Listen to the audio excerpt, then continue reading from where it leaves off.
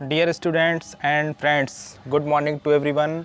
आज हम लोग क्लास 12th में अपने पुराने topic differentiation of composite function को कंटिन्यू करते हुए कुछ क्वेश्चंस पर चर्चा करेंगे। तो हमने प्रीवियस वीडियो में स्पेशली क्या है इन्वर्स ट्रिग्नोमेट्रिक इन्वर्स फंक्शन के डिफरेंशियल कोफिशिएंट की बातें की थी आपसे। शायद एक क्वेश्चन हो पाया था, थोड़ा सा डार्कनेस होगी क्योंकि बादल छाए हुए थे तो वीडियो। खैर, अब देखिए आज के जो वीडियो में हम बात करेंगे कुछ क्वेश्चंस पर बात करेंगे ट्रिग्नोमेट्रिक इन्वर्स फंक्शन। जैसे कि आप देख पा रहे होंगे ये देखने में कितने बड़े क्वेश्चंस लगते हैं लेकिन मैं बार बार आपको समझाता हूँ कि क्वेश्चन बड़े से टफ नहीं बन जाएगा, उसके कई पार्ट्स हो जाएंगे। काम कितना भी बड़ा हो, जब उसको कई टुकड़ों में हम बांट लेते हैं तो वो बड़े से बड़ा काम भी हमें आसान लगने लगता है। ऐसा ही कुछ क्वेश्चंस की भी थ्योरी होती है, कहानी होती है। जैसे यहाँ पर फंक्शन देखने में बहुत बड़ा लग रहा है तो जैसे लगता है कि डी डी एक्स अगर फाइंड करेंगे इसका तो पता नहीं कितना बड़ा काम करना पड़ेगा, कुछ भी काम नहीं करना पड़ेगा। सबसे पहली बात, फंक्शन के फॉर्म को देखिए। फंक्शन बाइनोमियल है, ये देखो। हाँ, मैं रीड कर दूँ। y इक्वल टू क्या है, x/2 multiply square root of a square minus x square plus a square upon 2 sine inverse x upon a। Then आगे तो आप जानते हैं d d x of function means y का डिफरेंशियल कोफिशिएंट बताओ। तो ये देखो एग्जाम्पल 10 है बालाजी बुक का, आपको शायद कहीं भी और भी मिल सकता है। ये जो रिज़ल्ट है आप जब आगे इंटीग्रेशन पढ़ेंगे तो आपको और अच्छे समझ में आएगा कि ये तो एक इम्पॉर्टेंट रिजल्ट है इंटीग्रेशन का। खैर, अभी यहाँ बात करते हैं हम लोग डिफरेंशिएशन की। देखो यहाँ पर क्या है, बाइनोमियल है। मैंने आपको क्या समझाया है कि अगर हमारा फंक्शन बाइनोमियल हो या ट्राइनोमियल हो, जो डी डी एक्स होता है ना, ये ऑपरेटर, ये डिस्ट्रीब्यूटिव प्रॉपर्टी को फॉलो करता है। कहने का मतलब अगर y1 plus y2 plus y3 कितने भी फंक्शन हों, ये y1 first function, y2 second function, y3 third function, मतलब बहुत सारे फंक्शन हों, तो ये डी डी एक्स क्या करेगा, डिस्ट्रीब्यूटिव प्रॉपर्टी को फॉलो करेगा। मीन्स ये सब पर ऑपरेट होगा। अगले स्टेप में क्या हो जाएगा, d d x of y1 plus D d x of y2 plus D d x of y3 और ऐसे आगे बढ़ता जाएगा। पहली बात तो ये समझो कि डी डी एक्स जो ये ऑपरेटर है, ये क्या कर, इसके अंदर क्या रूल है या क्या खासियत है, डिस्ट्रीब्यूटिव प्रॉपर्टी को फॉलो करता है। तो यहाँ पर देखो प्लस लगा हुआ है, इस प्लस के पहले फर्स्ट पार्ट हो गया और इस प्लस के बाद में सेकंड पार्ट हो गया, यानी हमारा फंक्शन कैसा है, बाइनोमियल है। तो छोटी सी बात तो पहले ये समझ लो कि यहाँ पर डिस्ट्रीब्यूटिव प्रॉपर्टी फॉलो होगी। मीन्स हम पहले पार्ट का अलग करेंगे और सेकंड पार्ट का अलग करेंगे। तो अपनी सुविधा के लिए, ताकि बहुत भड़कीला ना लगे, बड़ा ना लगे, इस पोर्शन को आप y1 सपोज कर लो और इस पोर्शन को आप y2, यानी हमारा फंक्शन जो y है वो दो पार्ट में है, y1 प्लस y2। तो अब यहाँ पर यहाँ पर y1 का क्या मतलब हुआ, y1 का मतलब हो गया x/2 and square root of a square minus x square. पहला पार्ट अंडरलाइन किया है। एंड दूसरा पार्ट देखो, y2 इक्वल टू क्या हो जाएगा, y2 इक्वल टू हो जाएगा a square upon 2 sine inverse x upon a। चाहे तो डायरेक्टली भी कर सकते थे लेकिन आपको ज़्यादा समझ आए, अच्छा समझ आए, इसलिए मैं ऐसा कर रहा हूँ, ठीक है ना। तो ये हमारा पहला पार्ट, ये हमारा दूसरा पार्ट। हम दोनों को अलग अलग डिफ्रेंशिएट करेंगे और वैल्यू फाइंड करके फिर यहाँ ला करके पुट कर देंगे, बहुत आसान हो जाएगा। देखो y1 की बात अब करें, अभी y2 की बात बाद में करेंगे, पहले y1 को डिफ्रेंशिएट कर लें, मतलब हम D d x of y1 को फाइंड कर लें। ज़रा फंक्शन पर गौर करो, इसको अगर देखा जाए तो x/2 को अगर ब्रेक करें तो 1/2 multiply x multiply square root of a square minus x square. मैंने क्या समझाया है कि डिफ्रेंशिएट करते समय कांस्टेंट का कोई रोल नहीं होता है। मीन्स 1/2 को आप क्या कर दोगे, बाहर। तो यहाँ पर दो चीज़ें हो गई। अब x भी तो फंक्शन है, ठीक, और ये भी फंक्शन है, यानी यहाँ पर दो फंक्शनों के बीच में मल्टीप्लाई का रिलेशन हो गया। सिचुएशन सब कुछ बयां करती है। अब जब दो फंक्शंस के बीच मल्टीप्लाई है तो जाहिर सी बात है ये फंक्शन कौन से फॉर्म में हो गया, प्रोडक्ट फॉर्म में हो गया। अब हम कैसे जान गए कि प्रोडक्ट रूल लगेगा, अरे भाई सिचुएशन के अकॉर्डिंग जान गए और आप भी जानिए। तो x first function, under root a square minus x square दूसरा फंक्शन, और बीच में रिलेशन है मल्टीप्लाई का, इसलिए यहाँ पर प्रोडक्ट रूल लगेगा। तो आइए पहले प्रोडक्ट रूल को लिख देते हैं, d d x of u into v. आप समझते होंगे इसका वैल्यू क्या होता है, फार्मूला क्या होता है, फर्स्ट का डिफरेंशियल कोफिशिएंट, देखो डैश लगा दिया, यू डैश मतलब समझते हैं आप, d d x of u multiply v और प्लस अब की बार वी का डिफरेंशियल कोफिशिएंट मल्टीप्लाई यू। सीधी सी बात है, दो टर्म है, एक बार यू का करो, अगली बार वी का करो, क्या डिफरेंशिएशन, ठीक है ना। तो फर्स्ट पार्ट में यू का डिफरेंशिएशन यानी यू का डिफरेंशियल कोफिशिएंट मल्टीप्लाई भी, ये आप जानते हो। तो इस फार्मूले को हमें यहाँ क्या करना पड़ेगा, यूज़ करना पड़ेगा, ना खुशी से ना नाराज़गी से, अकॉर्डिंग टू सिचुएशन, ठीक है ना, दोनों के बीच। और ये 1/2 कांस्टेंट है, क्या हो जाएगा, बाहर। तो आइए अच्छा एक चीज़ और देखिए यहाँ पर, गलती किया, y1 को लिख करके फिर रफ कर दिया। ये देखिए y1 की वैल्यू है x/2, यानी हमने अभी आपको बताया इसको अगर अलग कर लेंगे तो 1/2 मल्टीप्लाई x, और ये देखिए square root of a square minus x square. देखो जब भी स्क्वायर रूट आता है ना, स्क्वायर रूट जब भी आए तो मैंने क्या समझा है, वैसे तो ये क्या है, ये स्क्वायर रूट का मतलब होता है पावर हाफ, और पावर नंबर अगर दिख जाए इट मीन्स ये x⁴n का फॉर्म बन जाता है।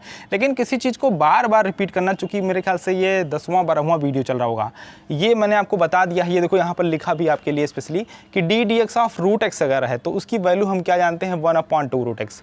लेकिन अगर x अंडर रूट में x ना होकर के कोई दूसरा फंक्शन आ गया है, मीन्स कंपोजिट कर दिया गया, रूट x होता तो ये कंपोजिट नहीं, ये सिंपल फंक्शन है, इसको डायरेक्टली x⁴n के फार्मूले से लगा लिया गया।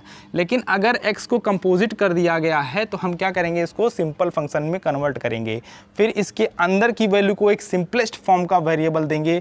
क्यों देंगे आप भी जानते हैं, ताकि हम इस फार्मूले को यूज़ कर सकें। तो स्क्वायर रूट के अंदर का जो वैल्यू है वो एक सिंपलेस्ट फॉर्म का वेरिएबल x की तरह होना चाहिए। क्यों होना चाहिए, ताकि हम इस फार्मूले को यूज़ करके डिफरेंशियल कोफिशिएंट को फाइंड कर सकें। तो यहाँ पर एक थोड़ा सा कंपोजिट का मामला आएगा, इसलिए पहले क्या करिए, आप जानते हैं जब इस फार्मूले को यूज़ करेंगे तो फर्स्ट का भी डिफ्रेंसिएशन करना है, लिखना है, और सेकंड का भी लिखना है। लेकिन सेकंड वाले का यही तो दिक्कत है, बच्चे जब लगाना शुरू कर देते तो डायरेक्ट ऑपरेट कर दिया। अरे भाई इसका डिफ्रेंसिएशन क्या आएगा, वैल्यू पुट करते समय आपको दिक्कत हो सकती है। इसलिए क्या करिए कि पहले इसका डिफरेंशियल कोफिशिएंट फाइंड कर लीजिए, ठीक है ना। तो इसका डिफरेंशियल कोफिशिएंट फाइंड करने के लिए अब क्वेश्चन के अंदर एक क्वेश्चन बन गया, वो नो प्रॉब्लम। ये देखो यहाँ पर क्या बन गया, d/dx of root a square minus x square. पहले हम लोग इसको फाइंड करेंगे तब क्वेश्चन पर आएंगे, इसको फाइंड करके अभी क्वेश्चन बना के लिख लेंगे। अच्छा ये नहीं मालूम चला तो मैंने क्या समझा है कि रूट के अंदर जो क्वांटिटी है उसको सिंपलेस्ट फॉर्म का वेरिएबल सपोज कर लो। क्यों, क्योंकि तब आप इस फार्मूले को डायरेक्ट यूज़ कर लोगे। चलिए तो हम लोग सपोज कर लेते हैं कि let a square minus x square, इसको कोई भी नाम दे सकते हैं, नाम दे दिया t, ठीक है ना। तो अब जो हमारा फंक्शन है वो किस में कन्वर्ट हो गया, t में। अगर ये फंक्शन है fx, ठीक, तो अब जो है fx, ये देखिए fx की वैल्यू क्या हो गई, fx की वैल्यू हो गई रूट t। आप बात को समझिएगा, जो फंक्शन था इसको अगर हम fx कह रहे हैं रूट के अंदर, मतलब जो हमारा टोटल फंक्शन है, तो अगर fx को कह रहे हैं तो fx की वैल्यू क्या हो गई, रूट t हो गई। लेकिन ये भी ध्यान दो आप थोड़ा सा कि fx का ही fx मतलब समझ रहे हैं ना, ये इसी को मैं fx कह रहा हूँ, ये चीज़ fx है और इसी का हम लोग डिफ्रेंसिएशन कर रहे हैं। y इसलिए नहीं दे रहे हैं, y नाम पहले दे चुके हैं। तो अगर हम अपने फंक्शन fx का डिफ्रेंशिएट करने जा रहे हैं तो fx को सिंपल फंक्शन में कन्वर्ट किया और t की वैल्यू देख रहे हैं। तो अब यहाँ पर चेन रूल पर ध्यान दो, चेन रूल का मतलब fx किसका फंक्शन हो गया, t का, क्योंकि fx की जो वैल्यू है उसमें यूज्ड वेरिएबल t दिखता है। तो fx t का फंक्शन है और t की वैल्यू को देखो, t की वैल्यू में कौन सा a कांस्टेंट है, किसका है, x का। तो ये चैन से समझ में आया कि fx का डिफरेंशिएशन करेंगे तो fx is function of t and t is function of x। तो आइए देन d/dx ऑफ fx, तो सबसे पहले बताओ fx किसका फंक्शन है, t का, तो किसके रिस्पेक्ट में, t के रिस्पेक्ट में। बड़ा क्वेश्चन है लेकिन तोड़ कर करोगे आसान लगेगा।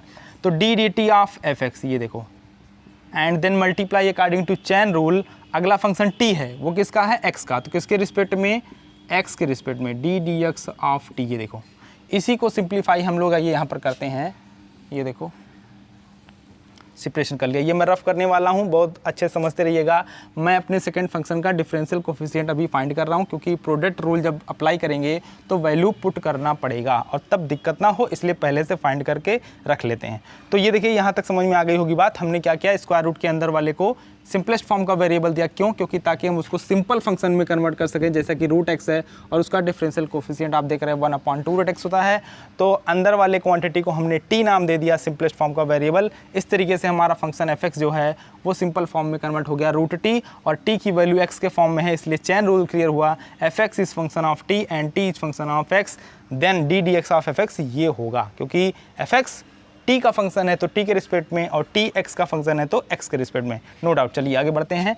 तो d/dx ऑफ fx की वैल्यू क्या आने वाली है, वैल्यू पुट करना पड़ेगा। fx की वैल्यू क्या है, fx की वैल्यू है रूट t, देखो square root of t multiply, ठीक है ना, एफ एक्स की वैल्यू सिंपल फॉर्म में ये देखो स्क्वायर रूट ऑफ टी, और टी की वैल्यू आप देख पा रहे होंगे a square minus x square. तो यहाँ क्या हो जाएगा, d d x of t की वैल्यू पुट किया तो a square minus x square. चलिए रूट टी का डिफरेंशियल कोफिशिएंट क्या होगा, ये देखो फार्मूला इसीलिए लिख रखा है। तो क्या हो जाएगा, अगर x है तो x लिख रहे हो और t है तो t आएगा, पैटर्न सेम रहेगा। तो 1/2 रूट टी हो जाएगा ना, 1/2 रूट x होता है x का, रूट x का, तो रूट t का ये हो जाएगा। और यहाँ पर देखो फिर से वही बात, ये माइनस लगा है, ये बाइनोमियल है, तो डी डी एक्स क्या होगा, फर्स्ट पर भी ऑपरेट होगा, सेकंड पर भी ऑपरेट होगा। फर्स्ट पर ऑपरेट करोगे भैया तो कांस्टेंट का क्या होता है, जीरो होता है। कांस्टेंट का डिफरेंशियल कोफिशिएंट जीरो होता है। क्यों होता है, क्योंकि डी डी एक्स का मतलब होता है rate of change of function. तो जब कांस्टेंट फंक्शन है, कोई चेंज ही नहीं हो रही है, तो जीरो हो जाएगा। और बाकी जो फंक्शंस होते हैं वो इंक्रीज़ करते हैं या डिक्रीज़ करते हैं, तो उनमें रेट होता है। चलिए माइनस एक्स स्क्वायर का क्या होगा, एक्स स्क्वायर का आप जानते हैं क्या होगा, 2x होगा ना। कौन से फार्मूले से, x to the power n का क्या फरा है, n into x to the power n। यहाँ पर डी डी एक्स है भाई साहब, ये देखो d d x of x to the power n का पड़ा formula n into x to the power n, x square का 2x होता है, वो तो याद भी हो गया होगा। तो चलिए लिख देते हैं फटाक से, एक्स स्क्वायर का क्या होता है, 2x होता है, ये देखिए। तो अब t की वैल्यू भी पुट करोगे, क्योंकि फंक्शन f(x) है तो फाइनली x के फॉर्म में सब कुछ आना चाहिए। पहली बात तो ये देखो, ये अब बाइनोमियल नहीं रह गया, 2 से 2 कैंसिल हो जाएगा, केवल ऊपर क्या बचने वाला है, -x, ठीक है ना। इस 2 से 2 कैंसिल हो गया। अब t की वैल्यू देख पा रहे होंगे, t की वैल्यू है a square minus x square. तो यहाँ पर t की वैल्यू पुट कर दिया तो क्या आ गया, a square minus x square. ये देख लो भैया, D d x of F x, और एफ एक्स का मतलब क्या था, ये था root a square minus x square. तो हमने क्या कर लिया, इस चीज़ को फाइंड कर लिया है। क्यों, क्योंकि इसकी ज़रूरत पड़ेगी, तो इसको फर्स्ट इक्वेशन बना के रख लेना। ये मैटर मैंने आपको समझाया कि y1 पे काम चल रहा है, और y1 को देखा तो प्रोडक्ट फॉर्म में है, x का डिफरेंशियल कोफिशिएंट 1 होता है, इसलिए इसकी चिंता नहीं थी। लेकिन सेकंड पार्ट जो था हमारा, वो कंपोजिट फंक्शन था, इसलिए उसका डिफरेंशियल कोफिशिएंट क्या होगा, इसको पहले से फाइंड करके रख लो। क्यों, क्योंकि जब आप y1 को डिफरेंशिएट करोगे तो प्रोडक्ट रूल लगाओगे, और तब आपको पहले का भी डिफरेंशियल कोफिशिएंट और दूसरे का भी डिफरेंशियल कोफिशिएंट लिखना पड़ेगा। कोई आइटम हम बनाने जाते हैं तो पहले सारे सामान को कलेक्ट करके अपने चूल्हे के पास, गैस के पास रख लेना चाहिए, ताकि चूल्हा जलने के बाद हमें बार बार दौड़ना ना पड़े। तो हमने अपने मटेरियल को कलेक्ट करने की कोशिश की, और ये सारे मटेरियल हमारे कलेक्ट हो चुके हैं, और अब हम y1 को डिफरेंशिएट बहुत आसानी से कर पाएंगे। तो इसको आप चाहे समझ लीजिए कि लिख रखिए, या ये वैल्यू को ध्यान रखेंगे। तो अभी हम लोग इसको क्या है, फर्स्ट इक्वेशन बना के यहाँ छोड़ चुके हैं, तो इसको थोड़ा सा स्पेस बना दिया जाए।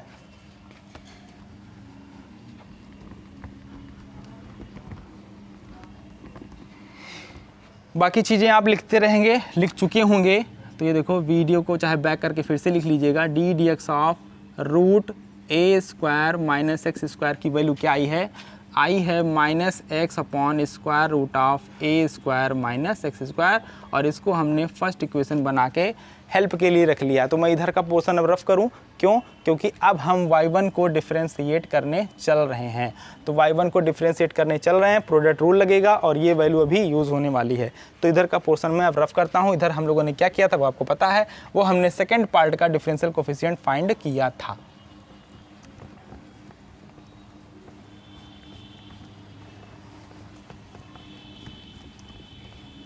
चलिए y1 का काम तमाम कर दिया जाए।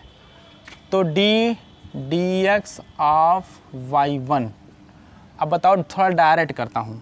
1/2 से कोई मतलब नहीं, मैंने समझाया ना, कांस्टेंट है। अब बताओ, दिख रहा होगा x कौन है, फर्स्ट फंक्शन, और ये कौन है, सेकंड फंक्शन। y1 पर बात हो रही, y2 को मत देखो, ठीक है ना। तो y1 को डिफरेंशिएट करने चल रहे हैं, यहाँ पर प्रोडक्ट रूल लगेगा, x इज़ फर्स्ट फंक्शन मतलब u का रोल, और root a square minus x square second function. चलिए, तो रूल क्या कहता है, रूल कहता है d d x of first multiply second, दिखाई पड़ रहा, रीड भी कर रहा हूँ। सेकेंड क्या है, root a square minus x square, plus अगला पार्ट क्या कहता है कि डी डी एक्स ऑफ क्या, अब की बार फर्स्ट नहीं, अब की बार सेकेंड। ये देखो भाई, आ गई ज़रूरत। अब अगर इसका डिफरेंशिएशन या इसका डिफरेंशियल कोफिशिएंट वैल्यू हम ना फाइंड करते तो कैसे यहाँ रखते, फिर इसी में लीपा पोती करते और गड़बड़ हो जाता, सुंदर बनावट बिगड़ जाती। इसीलिए कहता हूँ कि प्रीवियस मतलब कि जो लगने वाला आइटम है उसको पहले से कलेक्ट कर रखो। D d x of second multiply क्या फर्स्ट, और ये देखो ब्रेकेट फिनिश। फिर से समझो, एक्स फर्स्ट फंक्शन है, रूट वाला सेकंड फंक्शन है, तो रूल के अकॉर्डिंग देखो यहाँ पर रूल आपने कई बार लगाया होगा, D d x of first part multiply second plus D d x of second part multiply first. ठीक है ना, दो लोग हैं, दोनों को मौका दीजिए बारी बारी से। तो एक बार पहले को मौका दिया, एक बार दूसरे को मौका दिया, और मल्टीप्लाई में अगला होगा। ठीक है, आगे बढ़ते हैं। 1/2 बताओ एक्स का को 1 होता है, 1 multiply root a square minus x square plus इसका बताओ क्या होगा। तो एक्स को मैं पहले आगे लिख लेता हूँ, एक्स को मैंने आगे लिख लिया। इसका वैल्यू ये देखो, इस महोदय की वैल्यू को हमने यहाँ पर फाइंड कर रखा है। अब आप केवल वैल्यू को ध्यान से पुट कर दीजिए। तो बगल में क्या लिख लोगे, यूजिंग फर्स्ट या फ्रॉम फर्स्ट। ये देखो, तो भाई वैल्यू क्या है, minus x upon root a square minus x square. अब आप समझ गए होंगे। ये देखो 1/2 बिग ब्रैकेट। अब ध्यान दो, root a square minus x square पहला पार्ट ये होगा, और माइनस है ये, और मल्टीप्लाई का रिलेशन है, तो क्या आ जाएगा, minus x square upon root में क्या हो जाएगा, a square minus x square and bracket close. भैया यहाँ पर छोटी सी चीज़ आ रही है, कैलकुलेशन सिंप्लीफिकेशन इसी को बोलते हैं। जैसे आपने कभी न कभी 3 - 4/5 किया होगा, तो अगर 3 - 4/5 करना है तो कैसे करते हो, 5 का मल्टीप्लाई 3 में कर देते हो, और ये 5 जो कि केवल सेकेंड के अपॉन में है, होल अपॉन में नहीं है, आफ्टर मल्टीप्लिकेशन ये होल अपॉन में हो जाता है। मीन्स 5 3 = 15 - 4 मल्टीप्लाई करने के बाद ये होल अपॉन में आ जाएगा। आप 12th क्लास के स्टूडेंट हो, मुझे नहीं लगता कि ये बताने की ज़रूरत है, लेकिन फिर भी समझो अगर नहीं जानते हो तो। 5 3 = 15 - 4 ये हो गया ना। इस तरीके से यहाँ पर भी देखो, जो पैटर्न को देखिए, यहाँ पर वेरिएबल्स चल रहे हैं, यहाँ पर नंबर चल रहे हैं, रूल नहीं चेंज होता। मैथ की यही अच्छाई है। तो रूल यही होगा कि इसका मल्टीप्लाई इसमें कर दोगे और तब ये होल अपॉन में हो जाएगा ना। चलिए करते हैं। तो भैया अब बताओ, ये रूट और ये रूट क्या है, सेम है। तो आपने ये भी तो पढ़ा है, रूट एक्स का मल्टीप्लाई रूट एक्स में करेंगे तो क्या आएगा, एक्स आएगा। तो इसका मल्टीप्लाई इससे करेंगे तो क्या होगा, रूट से छुटकारा मिल जाएगा ना। ये देखो वैल्यू क्या आ गई, वैल्यू आ जाएगी ए स्क्वायर माइनस एक्स स्क्वायर। बोलो, और फिर आगे क्या है, आगे है माइनस एक्स स्क्वायर। ये देखो माइनस एक्स स्क्वायर, अब ये होल अपॉन में आ जाएगा, होल अपॉन में आ जाएगा तो क्या हो जाएगा, under root a square minus x square. अब माइनस एक्स स्क्वायर का सिंप्लीफिकेशन कर लो तो क्या आ जाएगा, -2x स्क्वायर। तो 1/2 यहाँ पर आ चुका है a square minus 2x square and whole upon square root of a square minus x square. ये देखिए, ये हम लोगों ने y1 का डिफरेंशियल कोफिशिएंट फाइंड कर लिया। y1 का पहले पार्ट का डिफरेंशियल कोफिशिएंट हमारे पास आ चुका है। वो क्या आ चुका है, ए स्क्वायर हाफ ब्रैकेट में a square minus 2x square whole upon square root of a square minus x square. इतनी चीज़ें अगर आपने लिख ली हों तब हम आगे बढ़ें और स्पेस बनाएं इसमें। अब y2 का कर लें। y2 का करने में कोई प्रॉब्लम नहीं होगी, बहुत जल्दी हो जाएगा। तो इतना पोर्शन आप क्या कर चुके होंगे, लिख चुके होंगे।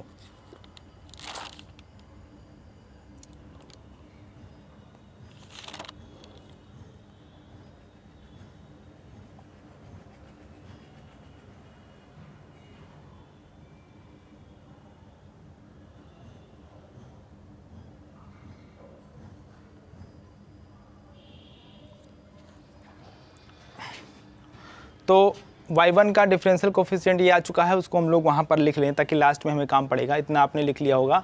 अब हम क्या करेंगे, इसको रफ कर देंगे। ये मैटर यहाँ तक यूज़ हो गया है, बैक करके वीडियो फिर से चाहोगे लिख लोगे। तो ये देखो रफ कर दिया जाए।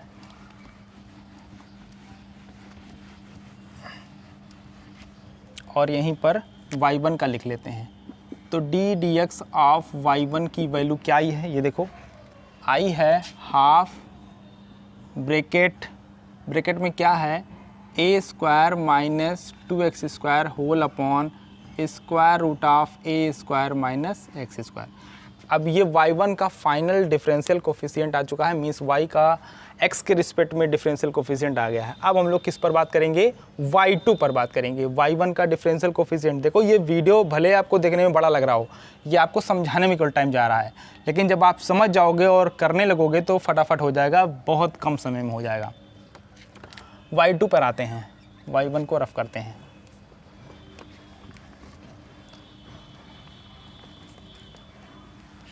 अब y2 का मर्डर किया जाए तो y2 देखो पहले लिखते हैं, सिंस y2 क्या है, y2 है हमारा a² और फिर है sine inverse x/a।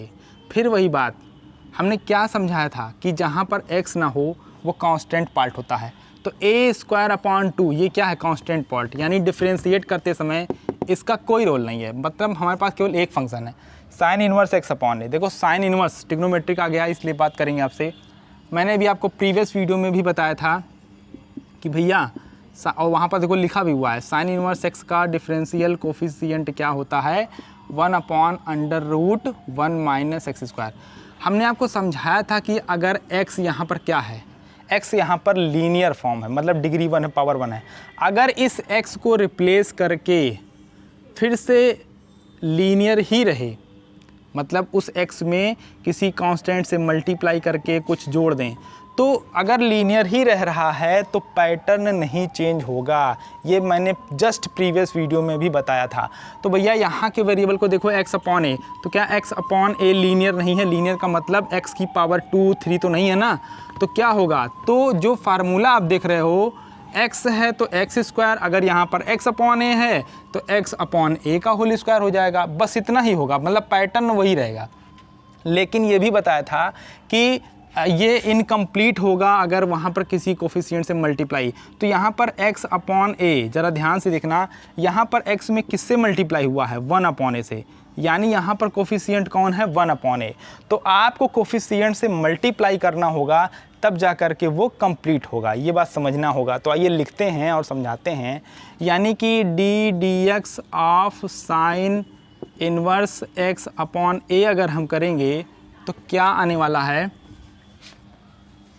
Equal, pattern क्या है, पैटर्न देख रहे हो ना, पैटर्न है 1/√1 - वेरिएबल का स्क्वायर, x² मीन्स वेरिएबल का स्क्वायर। तो यहाँ का x कौन है, यहाँ का x है x/a, लेकिन ये क्या है, ये कंप्लीट नहीं है। देखो फार्मूला वहाँ पर लिखा है, ये कंप्लीट नहीं, क्यों, क्योंकि x के कोफिशिएंट से मल्टीप्लाई करना बाकी है। तो x का कोफिशिएंट कौन है, x का कोफिशिएंट है 1/a, मैंने अभी आपको बताया था, क्योंकि x/a को ध्यान से देखो तो x मल्टीप्लाई क्या है, 1/a, तो जब 1/a से मल्टीप्लाई कर दिया तो ये हो गया कंप्लीट, ठीक है ना। तो फाइनल आंसर क्या है, इसको सिंप्लीफाई भी करना पड़ेगा, थोड़ा सा सिंप्लीफाई करिए, थोड़ा सा क्या पूरा करना पड़ेगा। तो 1/a को आगे लिख दिया और 1/, इसको सिंप्लीफाई करेंगे तो क्या आएगा, अंडर रूट में 1 माइनस, पावर पहले डिस्ट्रीब्यूट हो जाएगी, x² / a² हो जाएगा, ठीक है ना। और अब देखिए 1/a सेपरेशन बनाइए, ये देखिए, अब ध्यान से देखो, सिंप्लीफिकेशन में गलती होगी तो भी दिक्कत हो जाएगी। ये 1/, चल रहा है 1/, यहाँ पर करोगे तो क्या आएगा, यहाँ पर देखो = 1/a और 1/, देखो भैया अंडर रूट है, अंडर रूट में क्या आ रहा है, अंडर रूट में इसको सिंप्लीफाई करोगे, a² का मल्टीप्लाई 1 में करोगे तब होल अपॉन आएगा, मीन्स क्या बन रहा है, a² - x² then whole upon a², और ये अंडर रूट पूरे पे चल रहा है, ये यहीं पे गलती हो जाएगी, है बहुत आसान लेकिन समझना पड़ेगा। तो 1/a, अब बताओ ये स्क्वायर रूट क्या होगा, स्क्वायर रूट आपका किस फॉर्म में है, रेशनल फॉर्म में है, मतलब न्यूमिनेटर अपॉन डिनोमिनेटर, डिस्ट्रीब्यूट होता है किस केस में, प्लस मल्टीप्लाई के केस में और डिवीज़न के केस में, तो अलग अलग हो जाएगा। यानी 1/, देखो under root of a² - x² and whole upon a² का स्क्वायर रूट क्या हो जाएगा, a हो जाएगा, और ये a यहीं पर गलती होगी, फिर बता रहे हैं, ये a आपका क्या हो जाएगा, जंप करके ऊपर चला जाएगा, ठीक है ना। यानी 1/a मल्टीप्लाई ऊपर गया तो हो गया a/√ऑफ a² - x², यानी a से a कट गया और ये फाइनल आ गया, इससे ज़्यादा सिंप्लीफाई नहीं होगा। यानी आपने किसका डिफरेंशियल कोफिशिएंट फाइंड किया है, देखो d/dx of sine inverse x/a का फाइंड किया है। तो इसको लिख लेना क्योंकि ये इस तरीके से हुआ है, ठीक है ना। और इससे मतलब नहीं था, यानी अगर y2 की बात करें तो ये देखो d d x of y2 जगह बनानी पड़ेगी। यहाँ पर देखो, यहाँ पर बना लेते हैं थोड़ा जगह इक्वल करके। ये वैल्यू फिर से मैं लिखता हूँ तो 1/a और इंटू क्या था a/√a² माइनस x²। a से a क्या हो गया था, कैंसिल, यानी कि 1/ इतना आएगा। ये वैल्यू किसकी है, d d x of sine inverse x/a की वैल्यू है। ये देखो इस तरीके से चल रहा था चैन। तो अब यहीं पर थोड़ा सा y2 का भी लिख लेते हैं। y2 का क्या आएगा, यहाँ लिख लेते हैं ये, यानी D d x of y2 को ध्यान से देखना, भूल ना जाना। इसका डिफरेंशियल कोफिशिएंट आपके आंखों के सामने, लेकिन बगल में मल्टीप्लाई भी तो करना है किससे, a²/2 से। तो ये देखो a²/2 एंड मल्टीप्लाई में क्या है, इसका डिफरेंशियल कोफिशिएंट क्या है, ये देखो 1/√1/√a² माइनस x²। ये रहा y2 का डिफरेंशियल कोफिशिएंट आपके सामने। थोड़ा सा इसको बड़ा करके लिख देते तो अच्छा होगा, अच्छा लगेगा, समझ में आएगा। D d x of y2 हमारा क्लियर हुआ कितना, a²/2 मल्टीप्लाई में इसका डिफरेंशियल कोफिशिएंट आपके सामने है 1/√a² माइनस x²। बस भैया y1 का मर्डर हो गया, y2 का मर्डर हो गया। मर्डर माने डिफरेंशियल कोफिशिएंट फाइंड कर चुके हैं, तो बस केवल अब पुट करने की देरी है। तो अब मैं यहाँ रफ करता हूँ और फाइनल आंसर लिखने की बारी आ गई। तो y1 का डिफरेंशियल कोफिशिएंट ये रहा, y2 का डिफरेंशियल कोफिशिएंट ये रहा, और अब हम y1 y2 सबको रफ कर दे रहे हैं। ये चीज़ें आप लिख चुके होंगे, समझ चुके होंगे, या स्क्रीनशॉट लेकर के लिख लेना। तो अब फाइनली y का जो डिफरेंशिएशन है वो आ जाएगा। कम से कम एक ही क्वेश्चन समझिए, लेकिन अच्छे समझ लीजिए ताकि इनके जैसे जो बड़े बड़े धुरंधर नज़र आते हैं उन सब का मर्डर आप आसानी से कर पाइए। कोई क्रिमिनल वाला काम नहीं करना है, मर्डर मतलब क्वेश्चन सॉल्व करना है, ठीक है ना। तो यहाँ देखो फाइनली अब क्या हो जाएगा, now D d x of y का मतलब क्या हुआ, मतलब हुआ d d x of y1 और plus D d x of y2। तो यही तो मैंने समझाया था कि y1 y2 को अलग अलग पहले क्लियर करो। अब वैल्यू पुट कर देंगे, तो y1 वो रहा 1/2 ब्रैकेट में है क्या, या इसको इस ब्रैकेट लगाना कोई कंपलसरी नहीं है। न्यूमिनेटर आपका दिख रहा है a² माइनस 2x² और डिनोमिनेटर हो जाएगा वहाँ से देखो 2√a² माइनस x² प्लस, यहाँ देख लो यहाँ क्या है, यहाँ है a², न्यूमिनेटर a² है और डिनोमिनेटर क्या है, डिनोमिनेटर है 2 टाइम्स a² माइनस x²। भैया कोई गलती नहीं है ना, y1 का डिफरेंशियल कोफिशिएंट ये रहा, y2 का ये रहा। बहुत प्यार से दोनों को अलग अलग पहले निकाला था। अब देखो दोनों का डिनोमिनेटर सेम है, कितना बढ़िया बात हो गया। डिनोमिनेटर सेम है तो होल अपॉन लिख सकते हो, तो 2 टाइम्स a² माइनस x²। अब ये पोर्शन पहला न्यूमिनेटर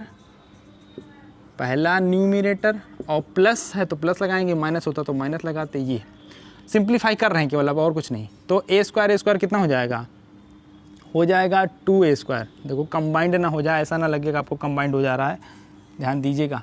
तो a² क्या हो गया 2a² और माइनस क्या है, माइनस 2x² है, होल अपॉन क्या है, होल अपॉन 2 टाइम्स रूट में a² माइनस x²। आपको भी दिख रहा होगा कि ऊपर 2 कॉमन है, चलिए 2 कॉमन कर लेते हैं। तो अब इक्वल करके यहाँ सॉल्व कर रहा हूँ, 2 कॉमन किया तो क्या आया a² minus x² whole upon क्या है, whole upon 2 times root a² minus x²। 2 से 2 क्या होगा, कैंसिल। भैया दोनों को देखो क्वांटिटी सेम नज़र आ रही है, लेकिन ऊपर रूट नहीं लगा है, नीचे रूट लगा है, तो क्या होगा, कट जाएगा। कैसे कट जाएगा, ऊपर है हमारा m और नीचे है हमारा √m। समझो, नहीं तो कहोगे क्या हुआ, गजब हुआ, गायब हो गया। कुछ नहीं गायब होता, समझो पहले। m/√m, तो बताओ m को फैक्टराइज कर लो तो क्या हो जाएगा, √m मल्टीप्लाई √m। ऐसा होता है, √m को √m से मल्टीप्लाई करेंगे तो m आएगा ना। और नीचे कुछ नहीं कर रहा हूँ, नीचे वैसे ही है। तो ये देखो 1 से 1 कट गया ना, यानी इसका रिजल्ट क्या आया, इसका रिजल्ट आया रूट। तो ऐसा लगता है कि नीचे वाला ऊपर चला गया और ऊपर वाले का मर्डर कर दिया, ठीक है ना। तो नीचे अगर रूट है और ऊपर रूट नहीं है, लेकिन क्वांटिटी सेम होनी चाहिए, यहाँ देखो क्वांटिटी सेम है, तो केवल रूट m आ रहा है, यानी इसका जवाब क्या आ जाएगा। इसको भी अगर आप अच्छे से लिखना चाहते हो तो ऊपर वाले को क्या लिख दिया जाएगा, ऊपर वाले को लिख दिया जाएगा 2 बार रूट में, ये देखो। अब इन दोनों का मल्टीप्लाई होगा तो यही आएगा। एंड होल अपॉन क्या है, होल अपॉन आपका ये है। तो एक रूट से एक रूट कट गया और एक रूट आपका आ गया a square minus x square. ये जा कर के आपको फाइनल आंसर अचीव हुआ d d x of y. तो इस तरीके से आपने देखा एक लॉन्ग क्वेश्चन को हम लोगों ने अटैम्प्ट किया, कवर किया। क्वेश्चन कितना भी बड़ा हो कोई प्रॉब्लम नहीं है, उसको तोड़ तोड़ कर करिए। जैसे यहाँ पर बाइनोमियल था तो इसको y1 नाम दिया, इसको y2 नाम दिया, चाहते तो ना देते, लेकिन चूंकि स्पेस भी कम है तो इसलिए आपको अच्छे से समझाना भी है। तो y1 और y2 को हमने अलग अलग सॉल्व किया। आप भी सॉल्व करिए, स्पेस हो या ना हो उससे कोई इशू नहीं है। तो इस तरीके से y1 को जब देखा तो ये प्रोडक्ट फॉर्म में था, y2 को देखा तो प्रोडक्ट नहीं था लेकिन साइन इनवर्स और लीनियर था। तो मैंने क्या समझाया है कि अगर हमारे फंक्शन में वेरिएबल, जैसे यहाँ पर जितने भी फंक्शन का पढ़ते हो, अगर वो वेरिएबल लीनियर फॉर्म में है तो पैटर्न नहीं चेंज होता है। ये चीज़ें मैंने आपको बीच में अच्छे से समझाई, पैटर्न का मतलब क्या है। तो इस तरीके से ये क्वेश्चन हमारा क्या होता है, कंप्लीट होता है। और वीडियो काफ़ी लंबा हो जाएगा मुझे लगता है, इसलिए इस वीडियो में इतना ही रखते हैं, ठीक है ना। अच्छा लगा हो तो अपने दोस्तों को जो कि बोर्ड एग्ज़ाम देने वाले हैं उनको भी शेयर कर दीजिए, उनका भी घर बैठे कॉन्सेप्ट क्लियर हो जाए। और इस पर डिपेंड आगे की वीडियो को हम लोग कंटिन्यू करते रहेंगे। अभी के लिए इतना ही। Thank you so much. ये सारी चीज़ें आप लिख करके अच्छे से समझ लीजिएगा। सिंप्लीफिकेशन वगैरह में जहाँ बात समझ में ना आई या कोई भी चीज़ अगर समझ में नहीं आती है तो आप कमेंट बॉक्स में ज़रूर बताएं, ताकि हम उसको दूर करें, उस कमी को। ज़रूरी नहीं कि मैंने जो चीज़ें बताई हों वो सब आपको समझ में ही आ गई हो सकता है कहीं पर एक आध दो बात समझ में कम आई हो, तो उसको आप बताएँगे कमेंट बॉक्स में, तो हम अगली बार उसको दूर करेंगे, ठीक है ना। तब तक के लिए इतना ही। Thank you so much.